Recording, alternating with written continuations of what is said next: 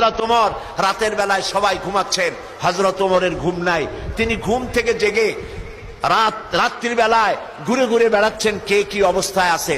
ঘুরতে ঘুরতে দেখেন একটা তাঁবুর মধ্যেই আলো জ্বলতেছে আর কান্নার আওয়াজ। আস্তে করে কাছে গেছেন, যে দেখেন একটা মেয়ে লোক কি জন্য রান্না করতেছে আর বাচ্চাগুলি পাশে বসে কান্দে। তিনি ভিতরে ঢুকে বললেন, আচ্ছা মহিলা, তুমি এত রাত করে রান্না করতেছো কেন?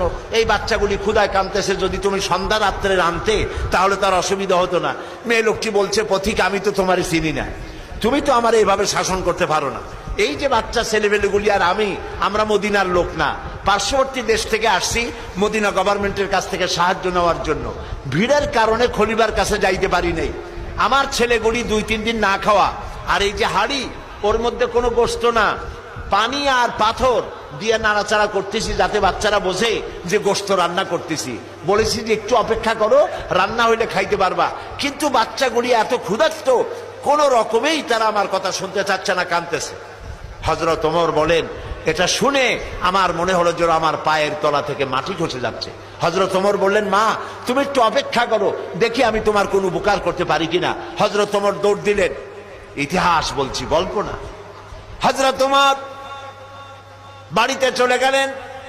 ভৃত্য হযরত আসলামকে ডাকলেন, বললেন, আসলাম বস্তা নিয়ে আসো, বাইতুল মালের দরজা খোলো, বস্তার ভিতরে আটা ঢুকাও, পেঁয়াজ ঢুকাও, তরি তরকারি ঢুকাও।